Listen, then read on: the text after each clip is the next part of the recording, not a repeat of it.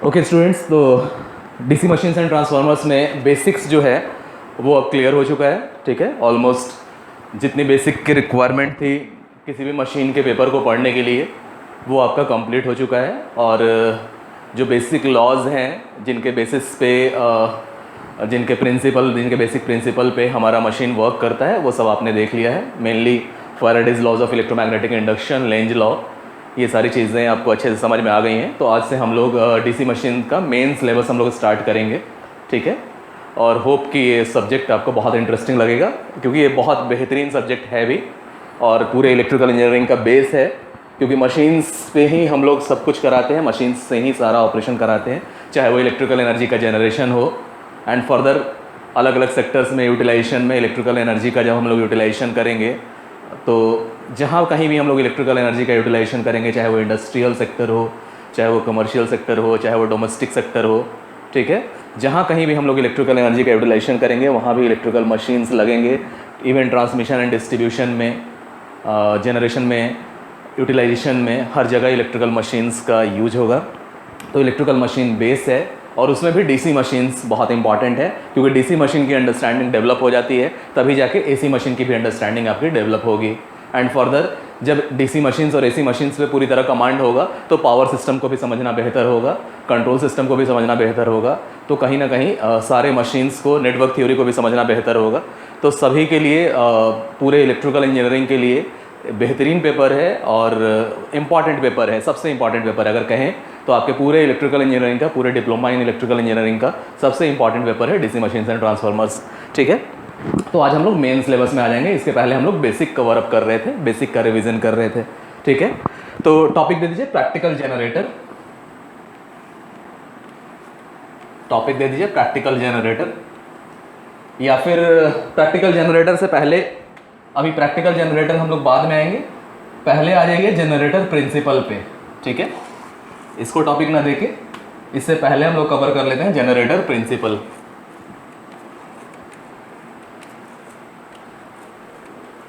क्योंकि कोई भी मशीन, चाहे वो जनरेटर हो या मोटर हो, कैसे वर्क कर रहा है एटलीस्ट उसका प्रिंसिपल हमें पता होना चाहिए।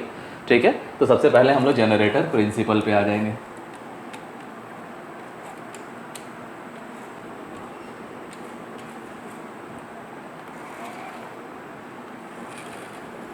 Okay, can anyone of you define what is generator?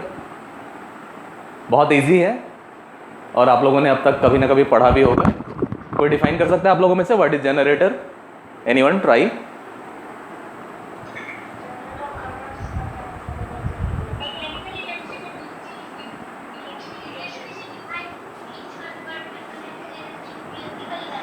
Yes, चलो ऑलमोस्ट सबको पता है कि जनरेटर एक ऐसा डिवाइस है जो मैकेनिकल एनर्जी को इलेक्ट्रिकल एनर्जी में कन्वर्ट करता है। ठीक है, लेकिन ये बहुत सिंपल डेफिनेशन है, बहुत एम्पिरिकल डेफिनेशन है। ठीक है, एज आपको इलेक्ट्रिकल इंजीनियर बनना है तो इलेक्ट्रिकल इंजीनियरिंग की टर्मिनोलॉजी में इतना से काम नहीं चलने वाला है, और भी कुछ चीज़ें हमें मेंशन करना होगा कि कन्वर्ट करेगा तो कैसे करेगा, व्हाट इज द प्रिंसिपल। ठीक है, अगर हम लोग कहें कि जनरेटर इज ए मशीन या generator is a equipment, generator is a device which converts mechanical energy into electrical energy. ठीक है, जैसे ही हम लोग कहेंगे कि मैकेनिकल एनर्जी को इलेक्ट्रिकल एनर्जी में कन्वर्ट करता है तो डेफिनेटली एनर्जी ही नहीं, पावर के लिए भी हम लोग कह सकते हैं। हम लोग सिर्फ ये थोड़े ही कह सकते हैं कि मैकेनिकल एनर्जी को इलेक्ट्रिकल एनर्जी में कन्वर्ट करने वाला जो मशीन है वो जनरेटर है। हम लोग पावर के टर्म में भी तो कह सकते हैं, क्योंकि energy supplied by time taken is equal to power. तो हम लोग ये भी तो कह सकते हैं कि एक ऐसा मशीन, एक ऐसा डिवाइस जो मैकेनिकल पावर को इलेक्ट्रिकल पावर में कन्वर्ट करे, ये भी तो कह सकते हैं।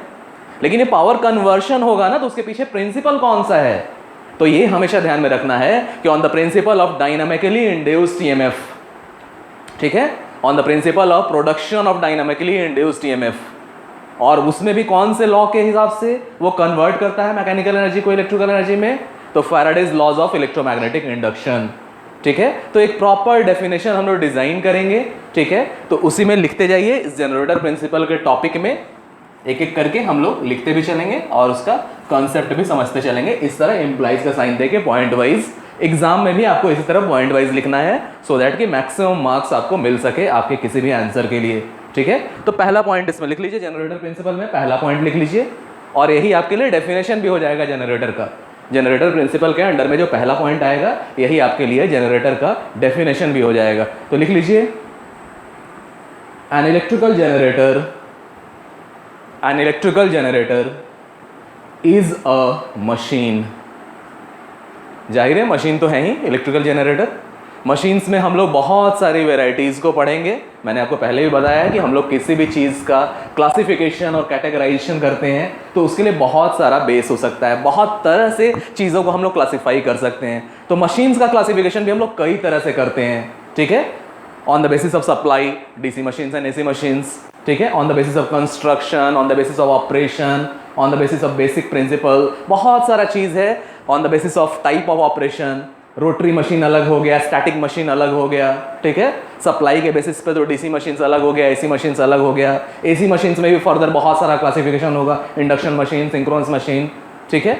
तो बहुत सारा हम लोग क्लासिफिकेशन कर सकते हैं मशीन्स का। उसके लिए अलग अलग बेसिस हैं, अलग अलग पैरामीटर्स हैं जिनके बेसिस पे हम लोग क्लासीफाई कर सकते हैं, क्लासिफिकेशन कर सकते हैं, ठीक है। तो अभी फिलहाल हम लोग फोकस कर रहे हैं जनरेटर प्रिंसिपल पे, ठीक है। आपके डीसी जनरेटर के अंदर सबसे पहले आएंगे हम लोग जनरेटर प्रिंसिपल पे, ठीक है। तो उसमें लिखते जाइए, N electrical generator is a machine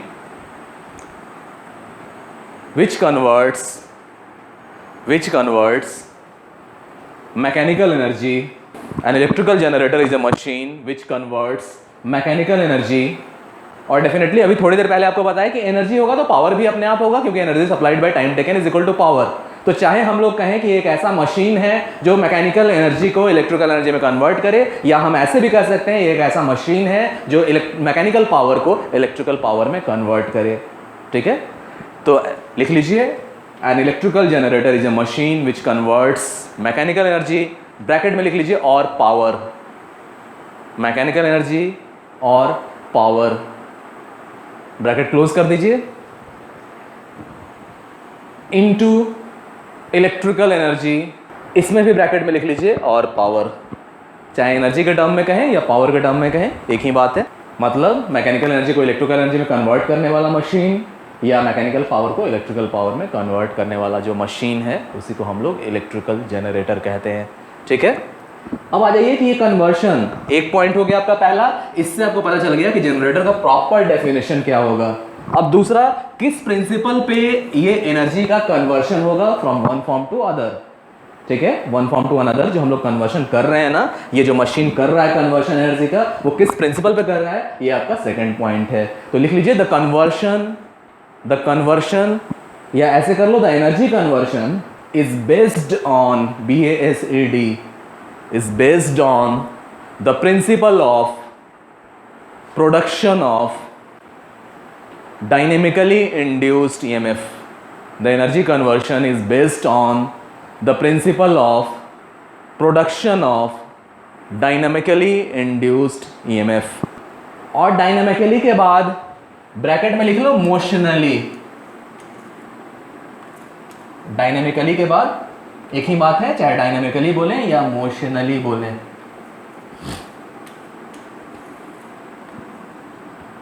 ठीक है। तो ये जो डिवाइस है, ये जो मशीन है जो मैकेनिकल पावर को इलेक्ट्रिकल पावर में कन्वर्ट कर रहा है या मैकेनिकल एनर्जी को इलेक्ट्रिकल एनर्जी में कन्वर्ट कर रहा है, ये कन्वर्शन का प्रिंसिपल क्या है, तो ये एनर्जी कन्वर्शन का प्रिंसिपल है प्रोडक्शन ऑफ, ठीक है, the principle of production of dynamically induced EMF. अब आपको इसके पहले पढ़ाए थे Faraday's laws of electromagnetic induction. वहाँ Faraday's laws of electromagnetic induction के डेफिनेशन में एक टर्म आया था जिस पे मैंने एम्फेसिसाइज किया था, ठीक है। मैंने एक टर्म वहाँ आया था, एक क्लाउज आया था वहाँ पे, एक सेट ऑफ वर्ड्स आया था, वहाँ था कि इज कट अक्रॉस और इज कट बाई। ध्यान में है सबको? इसका मतलब भी आपको बताए थे, फ्लक्स के बारे में थे ये, कि इज कट अक्रॉस और इज कट बाई। क्या मतलब बताए थे आपको? हम लोगों ने देखा था ना, ये जो एनर्जी कन्वर्शन हो रहा है ना इस मशीन में, वो as per Faraday's laws of electromagnetic induction ही हो रहा है। तो Faraday's laws of electromagnetic induction तो हमेशा आपके दिमाग में रहना चाहिए, ठीक है। तो Faraday's laws of electromagnetic induction में हमने देखा था कि किसी भी कॉइल के अंदर जो ईएमएफ इंड्यूस होगा, जो ईएमएफ जनरेट होगा, वो कितना होगा? वो rate of change of flux linkage के बराबर होगा। ध्यान में है? यानी फ्लक्स लिंकेज का चेंज होना चाहिए, फ्लक्स का कटिंग होना चाहिए, फ्लक्स कट होना चाहिए, ठीक है। और मैंने आपको यह भी बताया था कि ये दोनों तरह से हो सकता है, दोनों तरह से हो सकता है, मींस चाहे तो वहां मोशन इन्वॉल्व है या मोशन नहीं भी इन्वॉल्व है, ठीक है। मतलब क्या है, हमें रिलेटिव मोशन से हमें मतलब है, यानी हमें flux, rate of change of flux linkage से हमें मतलब है। समझ में आ रहा है ये चीज, ठीक है।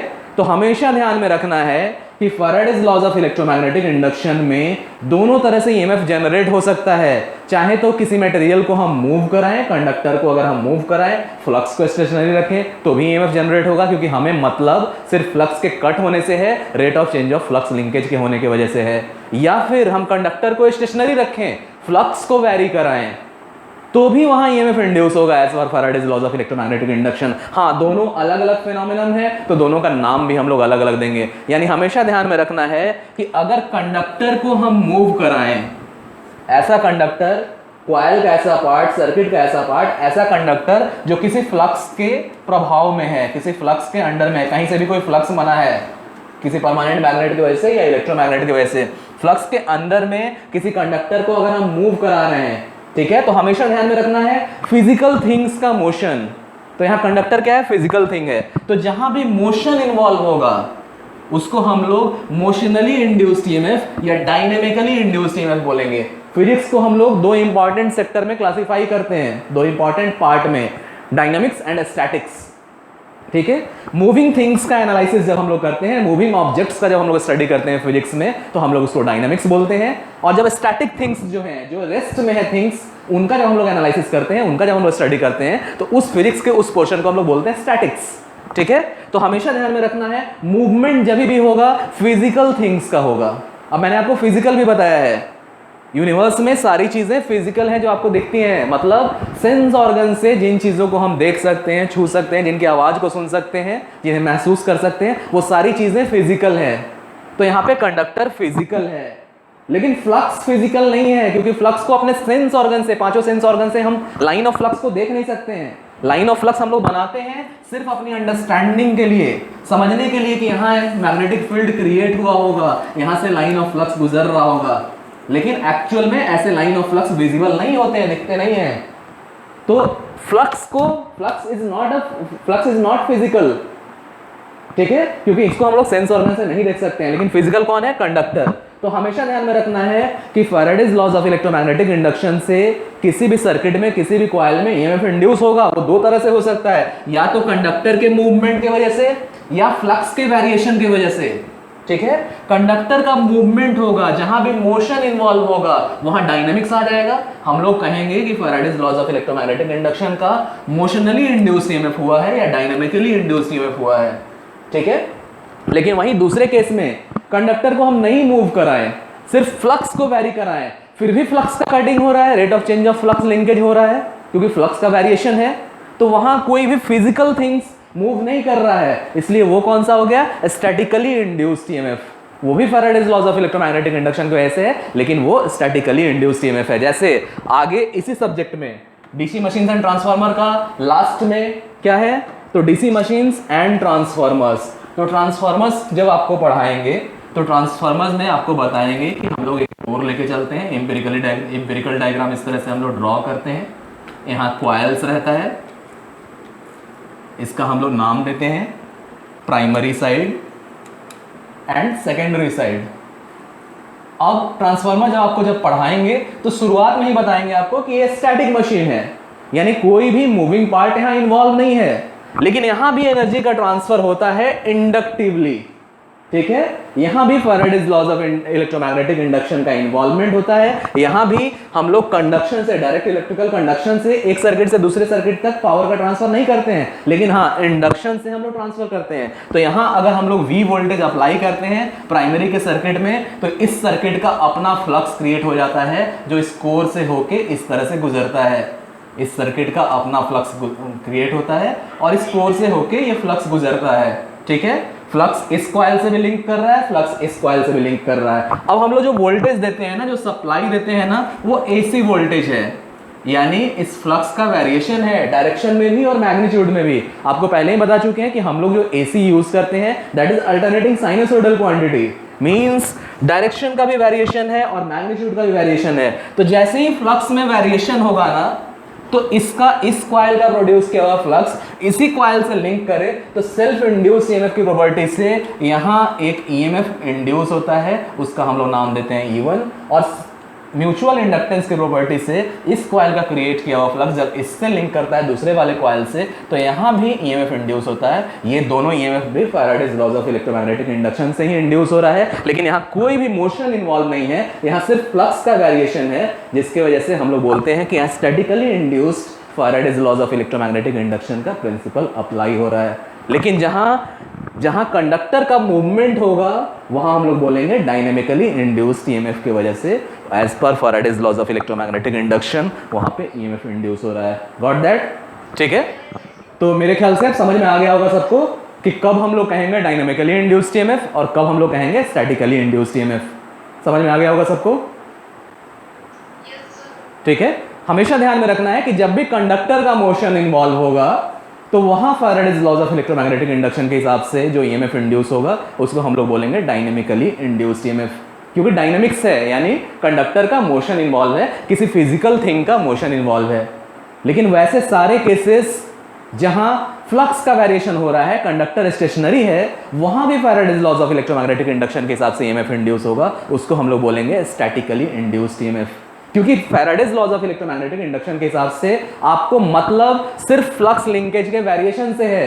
आपको पता है कि जहां कहीं भी rate of change of flux linkage होगा वहां as per Faraday's laws of electromagnetic induction EMF induce होगा।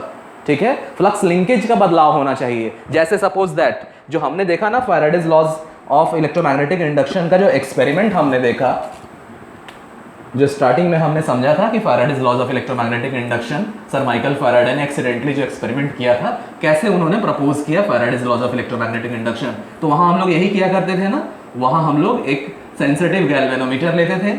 गैल्वेनोमीटर में पॉइंटर सेंटर में होता है, यानी इसका 0 सेंटर में होता है, इधर भी ग्रेजुएटेड स्केल, इधर भी ग्रेजुएटेड स्केल, और हमने देखा था कि मैग्नेट को जब मैनुअली हमने मूव कराया था, अपने हाथ से पावर लगा के हमने मूव कराया था टू एंड फ्रो मोशन, तो यहाँ ईएमएफ इंड्यूस होता था।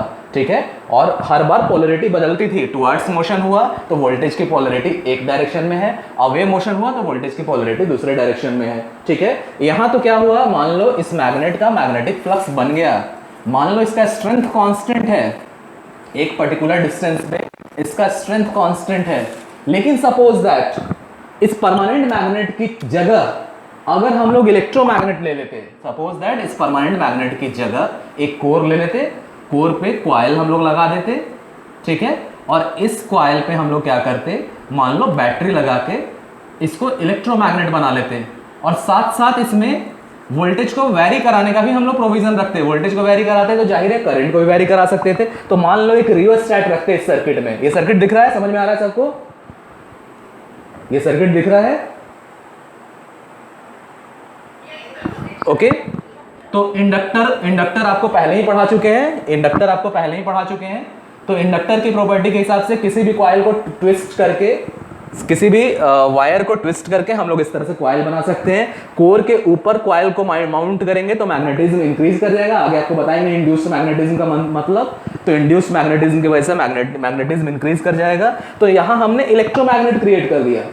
यहाँ इलेक्ट्रोमैग्नेट हमने कैसे क्रिएट किया, तो इस सर्किट में a source of electrical potential energy, एक बैटरी को हमने डाल दिया, और इसको हम वैरी भी करा सकें इसके लिए हमने एक रियोस्टैट ले लिया। जाहिर है रेजिस्टेंस को वैरी करा के हम लोग करंट को वैरी करा सकते हैं। और आपको पता होना चाहिए कि flux is directly proportional to number of turns into current, ठीक है। चाहे तो हम लोग सीधे कह सकते हैं flux is proportional to current, current को वैरी करा के हम लोग फ्लक्स को वैरी करा सकते हैं। अब इस परमानेंट मैग्नेट की जगह अगर इसको उठा के यहाँ पे रख दें हम लोग, इस इलेक्ट्रोमैग्नेट को, ठीक है, और किसी को भी मूव नहीं कराएं, ना इस इलेक्ट्रोमैग्नेट को मूव कराएं, ना इस कॉइल को मूव कराएं, बस हम लोग क्या करें, इस रियोस्टैट का यूज करके हम लोग इस सर्किट के करंट में वेरिएशन कराएं, और जैसे ही हम लोग करंट में वेरिएशन कराएंगे फ्लक्स में वेरिएशन स्टार्ट हो जाएगा। और जाहिर है जैसे ही फ्लक्स में वेरिएशन स्टार्ट हो जाएगा तो इसका बनाया हुआ फ्लक्स, इस इलेक्ट्रोमैग्नेट का बनाया हुआ जो फ्लक्स होगा, ये भी तो लिंक कर रहा है इस कॉइल से। अब फ्लक्स को वैरी कराएंगे, ठीक है, कैसे वैरी करा रहे हैं? तो इस रियोस्टेट से रेजिस्टेंस को वैरी करा के करंट को वैरी करा रहे हैं, और करंट को वैरी कराने की वजह से इस इलेक्ट्रोमैग्नेट का अगर फ्लक्स वैरी करेगा तो ये फ्लक्स इसके साथ लिंक कर रहा है, तो ये फ्लक्स लिंकेज में भी वेरिएशन आएगा। तो होगा क्या कि इस परमानेंट मैग्नेट की जगह अगर हम लोग ये इलेक्ट्रोमैग्नेट ले लें, और इस इलेक्ट्रोमैग्नेट में चूंकि बैटरी लगाए हैं तो वोल्टेज तो कांस्टेंट है, लेकिन हम लोग इस रियोस्टेट से यानी वेरिएबल रेजिस्टर को यूज करके रेजिस्टेंस को वैरी करा सकते हैं। और हमें पता है कि ओम्स लॉ के हिसाब से V = RI है, तो I = V/R, और अगर R को हम लोग वैरी करा सकते हैं तो करंट को हम लोग वैरी करा सकते हैं। करंट को वैरी कराएंगे तो इलेक्ट्रोमैग्नेट का प्रोड्यूस किया हुआ फ्लक्स भी वैरी करेगा, और इलेक्ट्रोमैग्नेट का प्रोड्यूस किया हुआ फ्लक्स इससे लिंक कर रहा है। जब अगर हम लोग यहाँ रेजिस्टेंस को वैरी कराएंगे तो रेजिस्टेंस को वैरी करा के करंट को वैरी करा रहे हैं, करंट को वैरी करा रहे हैं तो फ्लक्स को वैरी करा रहे हैं, और यही फ्लक्स इसके साथ लिंक कर रहा है, तो जाहिर है इस कॉइल के साथ जो फ्लक्स लिंक हुआ है उसका भी वेरिएशन है। और हमें Faraday's laws of electromagnetic induction के हिसाब से हमें यही rate of change of variation से ही तो मतलब है, rate of change of flux linkage से ही तो मतलब है। तो यहाँ बिना किसी मोशन के इन्वॉल्वमेंट के ना आपका इलेक्ट्रोमैग्नेट मूव कर रहा है ना आपका कॉइल मूव कर रहा है, बिना किसी मोशन के इन्वॉल्वमेंट के भी Faraday's laws of electromagnetic induction के हिसाब से यहाँ इस कॉइल में हमने ईएमएफ इंड्यूस कर लिया। ठीक है, तो कौन सा बोलेंगे हम लोग, कौन सा पार्ट है ये Faraday's laws of electromagnetic induction का? Yes, statically induced EMF. Statics यानी जहां कहीं मोशन इन्वॉल्व ना हो, जहां चीजें रेस्ट में हो, और जहां मोशन इन्वॉल्व होगा फिजिकल थिंग्स का, ठीक है, वहां हम लोग मोशनली और डायनामिकली इंड्यूस्ड ईएमएफ बोलेंगे। ओके, तो इस तरह से हमने देखा कि दो तरह का फॉर्म हो सकता है। और आपके इलेक्ट्रिकल मशीन्स में जो हम लोग अभी स्टडी कर रहे हैं, कौन सा इलेक्ट्रिकल मशीन? जनरेटर। तो जनरेटर में ये एनर्जी का कन्वर्शन कैसे होता है? तो as per Faraday's laws of electromagnetic induction, और उसमें भी on the principle of the production of dynamically induced EMF, वहां पे एनर्जी का कन्वर्शन एक फॉर्म से दूसरे फॉर्म में होता है। Got that? ठीक है, अब थर्ड पॉइंट में आ जाइए। थर्ड पॉइंट में इसी के मतलब को अब लिख लीजिए, जो मैंने मतलब आपको समझाया डायनामिकली इंड्यूस्ड ईएमएफ का, उसका मतलब लिख लीजिए। थर्ड पॉइंट में लिख लीजिए whenever a conductor cuts magnetic flux। ठीक है, आगे लिख लीजिए whenever a conductor cuts magnetic flux, comma देने के बाद लिखिए dynamically induced EMF is produced in it according to Faraday's laws of electromagnetic induction. ठीक है, तो ये जो समझा है उसी को वर्ड में हमने लिख लिया कि जब भी कोई कंडक्टर कट करेगा मैग्नेटिक फ्लक्स को तो वहां पे डायनेमिकली और मोशनली इंड्यूस्ड ईएमएफ होगा as per Faraday's laws of electromagnetic induction. Dynamically और मोशनली इंड्यूस्ड ईएमएफ वहां प्रोड्यूस होगा। ठीक है, अगले पॉइंट में आ जाइए। अगले पॉइंट में आ जाइए। अब जाहिर है किसी भी कॉइल में ईएमएफ अगर इंड्यूस होगा, मैंने आपको पहले भी बताया है कि कॉइल का सर्किट क्लोज रहे या ओपन रहे हमें उससे मतलब नहीं है। वो एक सीधा कंडक्टर भी रहा ना, एक सीधा कंडक्टर भी रहा और किसी वजह से इस कंडक्टर के अंदर जो फ्लक्स, इस कंडक्टर के साथ जो फ्लक्स लिंक कर रहा है उसका फ्लक्स लिंकेज का वेरिएशन हुआ एक सर्टेन टाइम में, तो वहां rate of change of flux linkage हुआ, उसके अंदर ईएमएफ इंड्यूस होगा। ये हमेशा ध्यान में रखना है कि Faraday's laws of electromagnetic induction से किसी कंडक्टर और किसी कॉइल में ईएमएफ इंड्यूस होने के लिए उस सर्किट का क्लोज होना कोई जरूरी नहीं है। ठीक है, जैसे एक सीधा कंडक्टर हमने रख दिया, ये सर्किट तो क्लोज नहीं है, लेकिन फिर भी अगर इसके अंदर rate of change of flux linkage हो रहा है तो उसके अंदर ईएमएफ इंड्यूस होगा। हमेशा यह ध्यान में रखना है कि यहां सर्किट का क्लोज होना, ईएमएफ इंड्यूस होने के लिए सर्किट का क्लोज होना कोई जरूरी नहीं है। लेकिन हाँ, एक बार जब ईएमएफ इंड्यूस हो गया ना, तब उस ईएमएफ की वजह से अगर करंट फ्लो कराना है हमें, क्योंकि जाहिर है करंट फ्लो कराएंगे तभी तो कोई इलेक्ट्रिकल वर्क कर पाएंगे। करंट फ्लो होगा तभी करंट की एसोसिएटेड प्रॉपर्टीज का यूज करके कोई इलेक्ट्रिकल वर्क हम लोग कराते हैं। इलेक्ट्रिक करंट की एसोसिएटेड प्रॉपर्टीज का, जैसे इलेक्ट्रिक करंट की प्रॉपर्टीज है chemical effect of electric current, thermal effect of electric current, magnetic effect of electric current, electromagnetic effect of electric current. इन्हीं सारे इफेक्ट का फायदा उठा के अलग अलग मशीन्स में, अलग अलग इक्विपमेंट में अलग अलग वर्क हम लोग करा पाते हैं और अपने अलग अलग जरूरतों को पूरा कर पाते हैं। लेकिन सबके लिए कोई भी इलेक्ट्रिकल वर्क कराने के लिए आपके पास करंट का होना जरूरी है, हमें इलेक्ट्रिक करंट का फ्लो कराना पड़ता है। तो यहां ईएमएफ एक बार इंड्यूस हो गया किसी भी कॉइल में, किसी भी सर्किट में, तो अब हमें अगर करंट फ्लो कराना है तो जाहिर है हमें सर्किट को क्लोज करना होगा। यानी अगर किसी कॉइल में ईएमएफ इंड्यूस हो गया और अगर सर्किट भी क्लोज है तो डेफिनेटली उस कॉइल के अंदर करंट फ्लो करने लगेगा। ठीक है, इसी पॉइंट को अब लिख लीजिए अगले पॉइंट में। लिख लीजिए, this EMF causes a current to flow.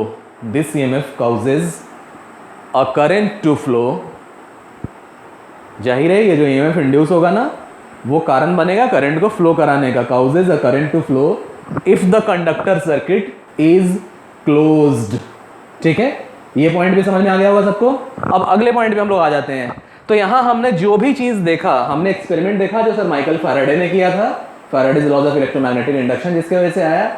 और इलेक्ट्रिकल मशीन के बारे में भी हमने जाना. इलेक्ट्रिकल मशीन का जो बेसिक्स है, एकदम बेसिक्स, इलेक्ट्रिकल जनरेटर का हमने देखा कि इलेक्ट्रिकल जनरेटर एक ऐसा मशीन है, an electrical generator is a machine which converts electrical mechanical power और mechanical energy into electrical power और इलेक्ट्रिकल एनर्जी.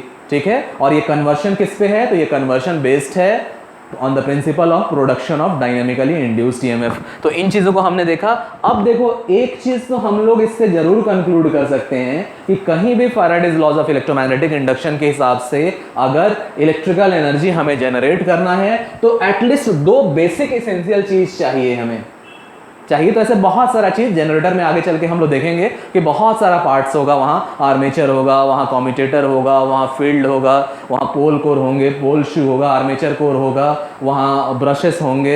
ठीक है, ब्रश होल्डर होगा, वहाँ पे आर्मेचर कोर होगा, कम्यूटेटर होगा, कम्यूटेटर के सेगमेंट्स होंगे, बहुत सारा चीज़ होगा, सेंट्रल शाफ्ट होगा, फैन ब्लेड लगा हुआ होगा, बहुत सारी चीज़ें होंगी. लेकिन सबसे बेसिक में हम लोग जाए ना, तो ये जो चीज़ें हम लोग कर रहे हैं, ये जो फिनोमिनन हम लोग करा रहे हैं, Faraday's laws of electromagnetic induction के प्रिंसिपल के हिसाब से हम लोग मैकेनिकल एनर्जी का कन्वर्शन इलेक्ट्रिकल एनर्जी में कर रहे हैं उस जनरेटर के अंदर. तो ये काम करने के लिए एटलीस्ट दो बेसिक चीज़ तो हमें चाहिए ही चाहिए. कौन सा दो बेसिक चीज़ है, देख के बताइए. जैसे सर माइकल फैराडे का जो एक्सपेरिमेंट हुआ था, हाँ बताइए, एनीवन, एक एक करके बोलो, एक एक करके. यस, ठीक है. मैग्नेटिक फील्ड हमें चाहिए और कंडक्टर चाहिए. मैग्नेट ही हम लोग सिर्फ नहीं कहेंगे, मैग्नेटिक फील्ड कहीं से भी हम लोग ला सकते हैं, चाहे परमानेंट मैग्नेट से लाएं, चाहे इलेक्ट्रोमैग्नेट से लाएं. किसी कॉइल को, किसी वायर को ट्विस्ट करके कॉइल बना दे, उसमें हम लोग बैटरी लगा के मैग्नेटिज्म प्रोड्यूस करें. मतलब हमें क्या है, हमें एक मैग्नेटिक फील्ड चाहिए, पहला सबसे इंपॉर्टेंट, और दूसरा हमें कंडक्टर चाहिए, जिस कंडक्टर को हम मूव करा के dynamically induced EMF on the basis of the principle of Faraday's laws of electromagnetic induction, dynamically induced EMF उस कंडक्टर में हम लोग जनरेट कर पाएँ, प्रोड्यूस कर पाएँ. तो एटलीस्ट ये दो बेसिक एसेंशियल पार्ट सबको दिखता होगा, सबको समझ में आ गया होगा. तो ये पॉइंट को लिख लीजिए, अगले पॉइंट को लिख लीजिए. हेंस के बाद कॉमा देके, two basic essential part, TW वाला 2 of an electrical generator, bracket में लिख लीजिए, जनरेटर के बाद ब्रैकेट में लिख लीजिए इलेक्ट्रिकल मशीन, ब्रैकेट क्लोज कर लीजिए. उसके बाद लिखिए आर के बाद इस तरह कोलन देके डैश, और कौन से दो पार्ट हैं उनको एक एक करके लिख लीजिए पॉइंट वाइज. पॉइंट 1 में लिख लीजिए मैग्नेटिक फील्ड, ठीक है. पॉइंट 2 में लिख लीजिए अ कंडक्टर और कंडक्टर्स. एक कंडक्टर से भी हम लोग कर सकते हैं या मल्टीपल कंडक्टर्स को रख सकते हैं. अ कंडक्टर और conductors which can so move as to cut the flux. ठीक है. अब देखिए, कुछ इंपॉर्टेंट चीज है जो हमेशा दिमाग में आपको बैठा लेना है. जो पहले स्टार्टिंग में इस पेपर के डीसी मशीन्स एंड ट्रांसफार्मर्स के स्टार्टिंग के लेक्चर में मैंने आपको बताया था कि दुनिया का कोई भी जनरेटर हो, उसके अंदर जो आर्मेचर होगा, अभी हम लोग आएंगे आर्मेचर क्या है, तो आर्मेचर कोर और इस तरह के सारे कंडक्टर्स, कॉइल्स को जो हम लोग प्लेस करते हैं जिसके अंदर एक्चुअल में ईएमएफ इंड्यूस होता है, उन सबको हम लोग आर्मेचर बोलते हैं. तो दुनिया का कोई भी जनरेटर हो, उसके कंडक्टर्स के अंदर यानी उसके आर्मेचर के अंदर एसी ही जनरेट होगा. हमेशा इस चीज को याद रखिएगा. डीसी जनरेटर भी है तो उसके आर्मेचर कंडक्टर के अंदर एसी ही जनरेट हो रहा है. हम लोग अलग से एक डिवाइस लगाते हैं, आगे हम लोग देखेंगे, जिसको हम लोग कम्यूटेटर कहते हैं. और कम्यूटेटर का काम होता है रेक्टिफिकेशन करना. Commutator is also termed as या also treated as a mechanical rectifier. Rectification हम लोग बहुत तरह से कर सकते हैं, आपको बेसिक इलेक्ट्रॉनिक्स में पढ़ाया गया होगा, तो वहाँ सॉलिड स्टेट इलेक्ट्रॉनिक्स का यूज़ करके और सेट ऑफ डायोड्स का यूज़ करके हम लोग रेक्टिफिकेशन करते हैं। लेकिन यहाँ मैकेनिकली हम लोग रेक्टिफाई करते हैं एसी करंट को, अल्टरनेटिंग करंट को डायरेक्ट करंट में, और वो डिवाइस जो ये मैकेनिकली रेक्टिफाई करता है उसका नाम हम लोग कम्यूटेटर देते हैं। यानी कम्यूटेटर का काम है एसी को डीसी में रेक्टिफाई करना, और ये रेक्टिफिकेशन एक्शन उस हम लोग कम्यूटेटर से करते हैं, कम्यूटेटिंग एक्शन से करते हैं। ठीक है, तो डीसी जनरेटर के अंदर भी उसके कॉइल्स में, उसके आर्मेचर में एसी ही जनरेट होता है। हाँ, ये डीसी जनरेटर हमें बनाना है तो अलग से एक डिवाइस हम लोग लगाते हैं कम्यूटेटर, और कम्यूटेटर का रेक्टिफिकेशन एक्शन, रेक्टिफाइंग एक्शन उस एसी को, उस अल्टरनेटिंग साइनसोइडल करंट को डायरेक्ट करंट में कन्वर्ट करता है, पल्सेटिंग डीसी में कन्वर्ट करता है। बताएंगे, इन सारी चीज़ों को बताएंगे। दूसरा चीज़ सबसे इंपॉर्टेंट आपको दिमाग में बैठा लेना है कि जो रोटेटिंग मशीन है ना, एक ही रोटेटिंग मशीन से हम दोनों काम कर सकते हैं। यानी एक ही मशीन से हम जनरेटर का भी काम कर सकते हैं और उसी मशीन को एज ए मोटर भी हम यूज कर सकते हैं। On the basis of principle, on the basis of construction, on the basis of working principle, कोई अंतर नहीं है दोनों में। यानी एक ही मशीन को जनरेटिंग एक्शन में रख के एज ए जनरेटर हम यूज कर सकते हैं, उसी मशीन को मोटरिंग एक्शन में रख के एज ए मोटर हम लोग यूज कर सकते हैं। इन सारी चीज़ों को हम लोग देखेंगे और इसी का फायदा उठाते हैं हम लोग। आगे चल के आपको इलेक्ट्रिक ट्रैक्शन पढ़ाएंगे, तो इलेक्ट्रिक ट्रैक्शन में रेलवेज के अंदर जो इलेक्ट्रिकल इंजन है वहाँ से हम लोग रीजेनरेटिव ब्रेकिंग करा लेते हैं। यानी जो इलेक्ट्रिकल इंजन है, जो ट्रैक्टिव एफोर्ट लगा रहा है, जो ट्रैक्शन में रेलवेज को खींच रहा है, जो आपका इलेक्ट्रिकल लोकोमोटिव है, उसके अंदर नॉर्मल ऑपरेशन में मोटरिंग एक्शन हो रहा है। यानी इलेक्ट्रिकल एनर्जी की हम लोग सप्लाई देते हैं ओवरहेड वायर्स से, ओएचई से, और उससे मोटरिंग एक्शन होकर मैकेनिकल में कन्वर्शन हो रहा है, सो दैट कि ट्रेन का मूवमेंट हो रहा है। तो नॉर्मल केसेस में हम लोग मोटरिंग एक्शन करते हैं, लेकिन ब्रेकिंग के समय हम लोग रीजेनरेटिव ब्रेकिंग करते हैं। उसी इलेक्ट्रिकल मोटर जो ट्रेन को अब तक चला रहा था, उसी मोटर को एज ए जनरेटर यूज करके इलेक्ट्रिकल एनर्जी जनरेट करके वापस सर्किट में हम लोग भेज देते हैं। इससे बहुत सारी एनर्जी को हम लोग सेव कर लेते हैं। तो हमेशा ध्यान में रखिएगा, on the basis of construction,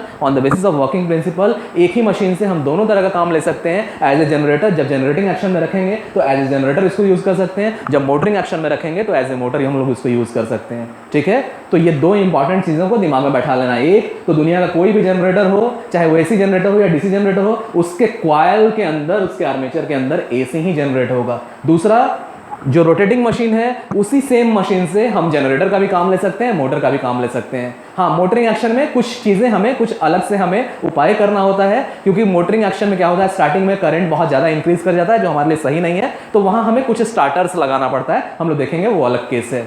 ठीक है, लेकिन ये दो चीज़ें आपको दिमाग में बैठा लेना है। Got that? समझ में आ रहा है इतना सबको? क्या नेचुरली जनरेट होता है एसी? ये मैंने आपको ईसीएन में पढ़ाया है कि एक कॉइल को मैग्नेटिक फील्ड के अंदर रोटेट कराते हैं। हमने मैथमेटिकली भी निकाला है तो एसी का ही वेव मिलता है, एसी का ही इक्वेशन मिलता है। हमने ग्राफिकली भी निकाला तो एसी का ही इक्वेशन मिलता है। ध्यान में है? ठीक है, जिनको नहीं भी ध्यान में होगा वो हम लोग अभी देखेंगे इसके बाद। और हम लोग देखेंगे कि कैसे कह सकते हैं कि किसी भी जनरेटर के अंदर, चाहे वो डीसी जनरेटर हो या एसी जनरेटर हो, उसके कॉइल्स के अंदर एसी ही जनरेट होगा। ये कैसे होगा, चलो हम लोग फिर से देखेंगे, क्योंकि ये आपके सिलेबस का पार्ट है, ये आपको जानना है, ये आपको समझना है। हम लोग मैथमेटिकली भी देखेंगे, वहां भी हमें मिलेगा कि किसी भी कंडक्टर को, किसी भी कॉइल को अगर मैग्नेटिक फील्ड के अंदर हम रोटेट कराते हैं, यानी उसको अगर मैकेनिकल एनर्जी दे रहे हैं और उस कॉइल के अंदर Faraday's laws of electromagnetic induction के हिसाब से अगर ईएमएफ इंड्यूस हो रहा है, तो वो ईएमएफ अल्टरनेटिंग साइनसोइडल नेचर का होगा। ये मैथमेटिकली भी हम लोग देखेंगे, ग्राफिकली भी हम लोग देखेंगे, और ये इलेक्ट्रिकल एनर्जी के कांसेप्ट के हिसाब से देखेंगे। और हर बार हमें यही दिखेगा कि उस कॉइल के अंदर जो ईएमएफ इंड्यूस हो रहा है वो अल्टरनेटिंग साइनसोइडल नेचर का है। Got that?